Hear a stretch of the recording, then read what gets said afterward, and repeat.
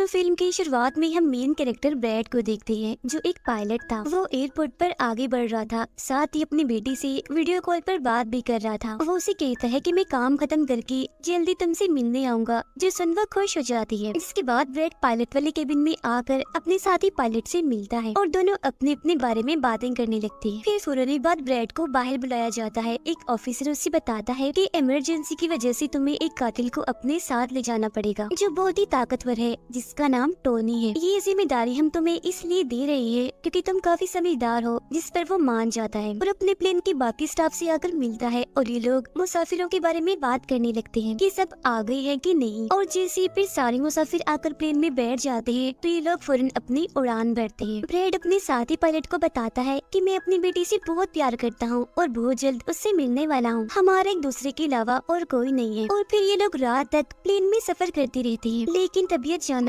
मौसम बिगड़ने लगता है, जिस वजह से ब्रैड परेशान नजर आता है क्योंकि उसे कुछ ठीक नहीं लग रहा था। वो सभी मुसाफिरों को सीट बेल्ट बांधने के लिए कहता है। रेडियो के जरिए वो अपने सेंटर से बात करने की कोशिश भी करता है, पर उसकी बात नहीं हो पाती क्योंकि आहिस्ता आहिस्ता यहाँ के सारे रेडियोस काम करना बंद कर देते हैं। अब तभी अचानक बिजली का तेज झटका प्लेन से आकर लगता है, इस वजह से प्लेन हिलने लगता है। ब्रैड को फिक्र होने लगी थी, इसीलिए जब वो सारे मुसाफिरों को देखने जाता है तो उसे सुकून की सांस आती है क्योंकि सब मुसाफिर ठीक थे। पर यहाँ अब धीरे धीरे करके लाइट बंद होती जा रही थी, जिस बीच एक बार फिर प्लेन को झटका लगता है, जिससे ब्रैड गिर जाता है और उसके माथे पर चोट लग जाती है। इस सारी सूरत हाल की वजह से सारे ही मुसाफिरों की हालत खराब होने लगी थी। ब्रैड वापस केबिन में आकर अपने साथी के साथ मिलकर प्लेन को संभालने में लग जाता है। काफी मुश्किल टाइम था उनके लिए क्योंकि एक तो रेडियो काम नहीं कर रहे थे, ऊपर से स्क्रीन पर भी उन्हें आगे का कुछ भी दिखाई नहीं दे रहा था। तब ब्रैड कहता है कि हमें प्लेन को नीचे लाना होगा क्योंकि अगर एक और झटका लगा तो प्लेन तबाह हो जाएगा। तो फौरन ये लोग प्लेन नीचे लेने लगते हैं। सारे मुसाफिर डरे हुए थे। एक औरत फिर अपनी सीट बेल्ट खोल देती है। उसे देखकर टोनी का ऑफिसर भी ऐसा ही करता है। प्लेन क्योंकि नीचे की तरफ जा रहा था तो ऊपर वाली साइड से वो जोर से टकराते हैं, इतनी जोर से कि फौरन ही उनकी मौत हो जाती है। अचानक तेजी से प्लेन नीचे आने लगता है। तब ब्रैड और उसका साथी जल्दी से इसे कंट्रोल में कर लेते हैं। तभी एयर होस्टेस आकर ब्रैड को बताती है कि मुसाफिरों की हालत खराब हो रही है, जिस पर वो कहता है कि सबको संभालो, अपनी अपनी सीट्स पर बैठने का कहो क्योंकि जल्दी हम करीबी एयरपोर्ट पर उतरने वाले हैं। अब ये दोनों देखते हैं कि हम एक आइलैंड के ऊपर से गुजर रहे हैं, तो कोई और रास्ता फिलहाल ना होने पर ये इस आइलैंड पर प्लेन उतारने का फैसला करती है। वो कोई ठीक सी जगह देकर फिर प्लेन को उतार ही देते हैं। हालांकि उन्होंने इमरजेंसी लैंडिंग की थी, पर फिर भी सही सलामत वो उतर ही गए थे। अब ब्रैड और उसका साथी तब खुश होते हैं जब उन्हें पता चलता है कि थोड़ी बहुत बिजली अभी भी प्लेन में है। इसके बाद ब्रैड सभी को नीचे उतरने का कहता है। उधर प्लेन की कंपनी का मालिक भी देख लेता है कि अचानक प्लेन कहीं गायब हो गया है क्योंकि उसने प्लेन को लैंड होते हुए नहीं देखा था और काफी देर से रेडियो खराब होने की वजह से उसका राब्ता भी नहीं हो पाया था, इसीलिए वो थोड़ा टेंशन में नजर आता है। अब एयर होस्टेस ब्रैड को आकर बताती है कि टोनी को लाने वाली ऑफिसर की मौत हो गई है। जिससे ब्रैड को दुख तो होता है, पर वो उसे कहता है कि चलो जो भी हुआ अब बाकी मुसाफिरों का ख्याल रखो। अब सारे लोग इस सोच में थे कि हम यहाँ क्यों उतरे हैं, जिस वजह से ब्रैड सामने आकर बताता है कि इमरजेंसी की वजह से हमें यहाँ उतरना पड़ा। प्लेन में अभी भी थोड़ी बहुत बिजली मौजूद है, जिससे हम बाकी बिजली की चीजों को ठीक कर लेंगे। तब तक आप लोग यहाँ आराम से रहिए, खाना पानी मिलेगा और रहने की जगह भी, और आप लोग घबराइएगा नहीं, बहुत जल्द हम यहाँ से निकल जाएंगे। उधर प्लेन कंपनी के मालिक की मुलाकात एक रेस्क्यू एक्सपर्ट से होती है, जो ऐसे लोगों को खोज निकालने का काम करता है जो मुश्किल में कहीं फंसे होते हैं। कंपनी का मालिक उसे कहता है कि मुझे मेरे प्लेन की सारी डिटेल्स, जैसे कि वो कहाँ गया, उसके वर्कर्स, मुसाफिरों की सबकी जानकारी चाहिए। अब ब्रैड प्लेन के पास आकर उसे ठीक करने में लग जाता है, पर वो देखता है कि प्लेन में पावर बिजली काफी कम है, इसीलिए इनको इंतजार करना होगा क्योंकि रेडियो भी अभी काम नहीं कर रहे। फिर जब वो इस बारे में अपने साथी पायलट को बताता है तो उसका साथी नक्शा देखकर बताता है कि हम एक प्राइवेट आइलैंड पर फंसे हुए हैं। ये कोई आजाद जगह नहीं है, बल्कि यहाँ एक प्राइवेट आर्मी का कब्जा था, जो बुरे लोग थे क्योंकि उसमें सारे ही गुंडे थे और अगर उन्होंने हमें कोई भी नुकसान पहुँचाया तो गवर्नमेंट भी हमें नहीं बचा पाएगी। जो सुन ब्रैड कहता है कि अब कैसे भी करके हमें अपनी रेस्क्यू टीम को यहाँ बुलाना ही होगा ताकि वो आकर हम सबको बचा ले, क्योंकि यही एक रास्ता है यहाँ से निकलने का। अब ब्रैड सबके पास आकर उन्हें बताता है कि किसी खराबी की वजह से रेडियो अभी भी काम नहीं कर रहा, जो सुनकर सारे लोग काफी परेशान हो जाते हैं। ब्रैड उन्हें भी तसल्ली देता है कि हम आइलैंड की दूसरी साइड पर जाकर रेडियो को ढूंढेंगे और अपनी टीम से रेस्क्यू टीम को यहाँ भेजने के लिए कहेंगे, जो आकर आप सबको बचा लेगी और मेरे साथ टोनी जाएगा। ये कहकर वो टोनी की हथकड़ी खोल देता है और ये लोग आगे बढ़ जाते हैं।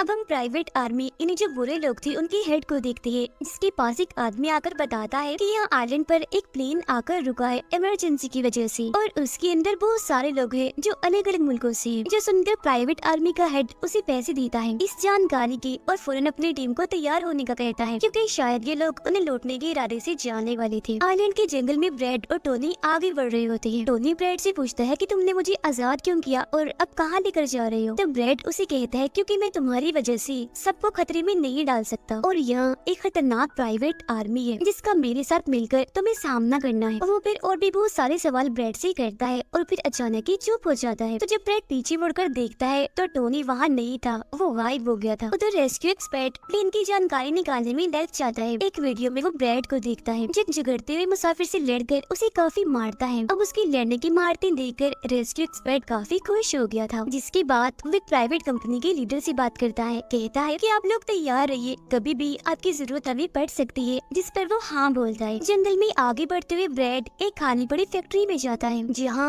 वो एक बंद रेडियो मशीन को ढूंढ ही लेता है और फिर उसे ठीक करके फोन लगाता है। हेल्पलाइन पर उसकी बात होती है, जिन्हें वो अपने प्लेन और इस आइलैंड के बारे में बताता है, लेकिन लाइन में कोई गड़बड़ी होने की वजह से सामने वाला इंसान उसकी बात सुन ही नहीं पाता। तब उसे एक आइडिया आता है, वो ये सारी चीजें अपने बेटे को लिखवा कर उसे अपनी ऑफिस में बताने का कहता है। अब तभी एक आदमी आकर ब्रैड पर हमला कर देता है, तो वो उसे पकड़कर काफी मारता है और बेहोश कर देता है। तभी ब्रैड को महसूस होता है जैसे इस कमरे में कोई आ रहा है, इसीलिए जल्दी से वो छुप जाता है। पर वहाँ और कोई नहीं बल्कि टोनी था, जिसने बहुत सारे गुंडों को मारकर उनके हथियार ले लिए थे, और वो ब्रैड को आवाज लगाने लगता है। फिर जब ब्रैड सामने आता है तो कुछ हथियार वो उससे भी दे देता है। इसके बाद ये दोनों नीचे की तरफ आने लगते हैं। तब यहाँ उन्हें एक कैमरा मिलता है, जिसमें चल रही वीडियो से उन्हें पता चलता है कि वो खतरनाक प्राइवेट आर्मी यहाँ आने वाले लोगों को अगवा कर देती है, और फिर उन लोगों की फैमिली से अच्छी खासी रकम लेती है उन्हें छोड़ने के बदले। जो देख वो समझ जाते हैं कि हमारे मुसाफिर भी खतरे में हैं। अब ये दोनों बाहर खड़ी गाड़ी में आकर बैठ जाते हैं और अपने मुसाफिरों की तरफ जाने लगते हैं। उधर जब सारे मुसाफिर बैठे हुए थे तो तभी उन्हें किसी गाड़ी की आवाज आती है। वो ये सोचकर काफी खुश हो जाते हैं कि जरूर ये ब्रैड है, पर ब्रैड नहीं, वहाँ तो वो खतरनाक प्राइवेट आर्मी थी। वो गोलियां चलाकर इन लोगों की तरफ बढ़ रहे थे। इन गोलियों की आवाज ब्रैड और टोनी ने भी सुन ली थी। प्राइवेट आर्मी का हेड पायलट से सभी मुसाफिरों की लिस्ट मांगता है। तब जल्दी से एयर होस्टेस उसे लिस्ट लाकर दे देती है। फिर वो हेड पूछता है कि तुम्हारा सीनियर पायलट ब्रैड कहाँ पर है, जिस पर वो बताता है कि किसी काम से वो जंगल में गया था पर अभी तक वापस नहीं आया। इसी दौरान एक औरत वहाँ से भागने की कोशिश करती है, पर वो लोग गोली चलाकर उसे मार देते हैं। ये आवाज सुनकर ब्रैड उनकी मदद करने के लिए भागता है, पर टोनी उसे रोक लेता है। गुंडे सारे मुसाफिरों को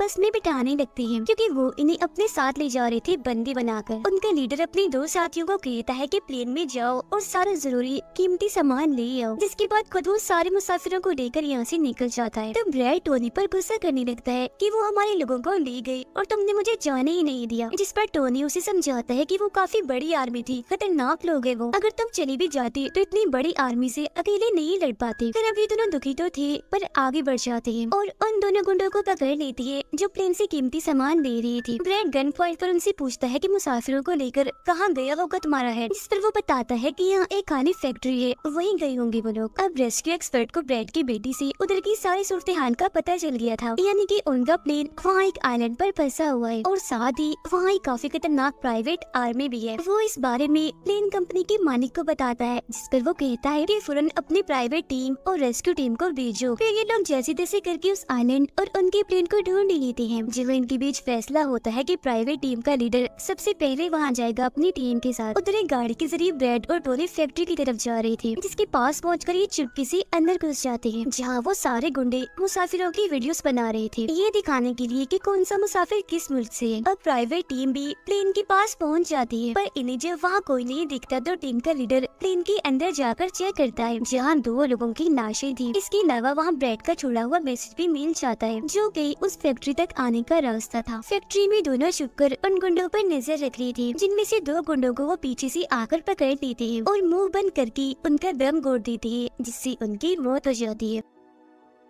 फिर ये खुफिया दरवाजे से आगे बढ़ते हैं और एक कमरे के बाहर जा पहुंचते हैं। उस कमरे के अंदर ही सारे मुसाफिरों को कैद किया हुआ था। वहाँ बहुत सारे गार्ड्स खड़े हुए थे, जिन्हें देखकर टोनी को काफी गुस्सा आ जाता है। इसीलिए वो वहाँ पड़ा हथौड़ा उठाकर एक एक करके सभी को मारता जाता है। फिर ब्रैड एक गुंडे से चाबी लेकर उन मुसाफिरों को कमरे से आजाद कर देता है। वो फिर सबको कहता है कि जल्द से जल्द प्लेन के पास पहुँचो, क्योंकि रेडियो के जरिए मैंने मदद मंगवाई है, रेस्क्यू टीम आती ही होगी। इसके बाद वो सब लोगों को बस में बिठाता है। तभी टोनी उसके पास आकर बताता है कि वहाँ बाहर बहुत सारे गुंडे खड़े हुए हैं, तो हम यहाँ से नहीं निकल सकते। वो जब भी मुसाफिरों को परेशान देखता है तो कहता है कि मैं मुसाफिरों का ध्यान भटकाऊंगा, जबकि टोनी तुम सभी मुसाफिरों को यहाँ से ले जाना। जो कहकर ब्रैड वहाँ से निकलकर गुंडों के पास आता है। उनके हेड से बात करता है कि मेरी टीम यहाँ आ रही है, इसीलिए तुम मेरे मुसाफिरों को छोड़ दो। अब तभी गुंडे आकर उसे मारने लगते हैं और उनका हेड कहता है कि ऐसे कैसे छोड़ दूं, पैसों के बगैर मैं किसी को नहीं छोड़ता। जिसके बाद अब वो गोली से जैसे ब्रैड को मारने वाला होता है कि तभी प्राइवेट टीम यहाँ आकर उन पर हमला कर देती है। वो काफी गोलीबारी करती है, जिसमें बहुत सारे गुंडे मारे जाते हैं। इसके बाद वो ब्रैड को लेकर यहाँ से जाने लगते हैं, बस में बैठकर निकल जाते हैं। गुंडों का लीडर देखता है कि बाकी गुंडों के साथ साथ मेरा भाई भी मारा गया है, तो उसे काफी गुस्सा आता है। इसीलिए वो अपने टीम को कहता है कि जल्दी करो, तैयारी पकड़ो और हाँ, किसी को भी मत छोड़ना, एक एक को चुन चुन कर मार देना। गाड़ी में ब्रैड उस प्राइवेट टीम से बात करने लगता है, तब उनका हेड उसे बताता है कि हम छोटी सी प्राइवेट टीम है जो बस तुम्हें यहाँ बचाने की मिशन में आई है, क्योंकि हम कोई रेस्क्यू टीम नहीं है। उन्हें आने में तो अभी और भी वक्त है। जो सुन ब्रैड घबरा तो जाता है, पर कहता है कि कोई बात नहीं, मेरे पास एक आइडिया है। इसके बाद ये लोग भी प्लेन के पास आ जाते हैं, जहाँ सारे मुसाफिरों को टोनी पहले ही ला चुका होता है। ब्रैड फिर अपने लोगों को कहता है कि एक प्राइवेट टीम हमारी मदद करने यहाँ आ गई है और अब उनकी मदद से हम प्लेन को चला लेंगे और फौरन यहाँ से निकल जाएंगे। तो आप सब लोग जल्दी से प्लेन में बैठ जाएं, क्योंकि हम रेस्क्यू टीम का इंतजार नहीं कर सकते, उन्हें आने में वक्त है और अगर हम यहाँ रुके तो उस खतरनाक आदमी के हाथों मारे जाएंगे। जो सुनकर सारे लोग प्लेन में बैठ जाते हैं, जबकि ब्रैड प्राइवेट टीम के लीडर के साथ मिलकर प्लेन को ठीक करने में लग जाता है। जहाँ तभी वो गुंडे आकर इन पर हमला कर देती है, जिनको देखकर प्राइवेट टीम उन्हें रोकने में लग जाती है और यहाँ दोनों तरफ से ही काफी गोलीबारी होती है। पर इस टीम के पास काफी अच्छी गन्स थी, तो वो बहुत सारे गुंडों को मार गिराती है। ब्रैड टीम के लीडर को बताता है कि मैं अगले 5 मिनट में प्लेन को स्टार्ट कर दूंगा, मतलब कि चला दूंगा, जिसके बाद हम सब लोग उड़ान भरेंगे। फिर वो टोनी का शुक्रिया भी अदा करता है कि तुमने मेरा इतना साथ दिया। फिर ब्रैड गोलियों के बीच से ही होता हुआ अंदर आकर बैठ जाता है और अपने साथी पायलट के साथ मिलकर प्लेन चलाने लगता है। टोनी की गोलियां खत्म हो गई थी और जब वो प्राइवेट टीम का बैग चेक करता है तो उसे वहाँ पैसों से भरा हुआ एक बैग मिलता है। पर फिलहाल पैसों को ऐसे ही छोड़कर दूसरे बैग से गन लेकर दोबारा गुंडों से लड़ने लगता है, जहाँ तब तक ब्रैड भी पूरे प्लेन को घुमा भी चुका होता है। फिर वो प्राइवेट टीम भी प्लेन में चढ़ने लगती है। ब्रैड को प्लेन कंपनी का मालिक बताता है कि मैं तुम्हें कोई महफूज जगह बता दूंगा जहाँ तुम जा सकते हो। सभी लोग तो प्लेन में चढ़ जाते हैं, पर टोनी नहीं चढ़ता। वो पैसों से भरा बैग लेकर वहाँ से भागने लगता है। तब उसे जाता हुआ देखकर प्राइवेट आर्मी उनके प्लेन पर हमला कर देती है। उनका हेड प्लेन के सामने रॉकेट लॉन्चर लाकर उन्हें एक ही झटके में उड़ाने का सोच रहा था, लेकिन उसे टोनी देख चुका था। वो उसे गोली मारकर गिरा देता है, ऐसा करने से रोक लेता है। ये देखकर ब्रैड को बहुत खुशी होती है, जिसके बाद वो अपनी पूरी ताकत लगाकर प्लेन उड़ाने में कामयाब हो ही जाता है। इस वजह से टोनी भी खुश था और वो भी फिर वहाँ से चला जाता है। ब्रैड प्लेन को आइलैंड से दूर ले जाता है, जबकि प्लेन का मालिक उसे एयरपोर्ट का बताता है जहाँ ये लोग जा सकते थे, जो काफी करीब था। तब ब्रैड उस तरफ प्लेन ले जाने लगता है, पर एक बार फिर प्लेन तबाह होने लगता है। इसलिए ब्रैड दोबारा से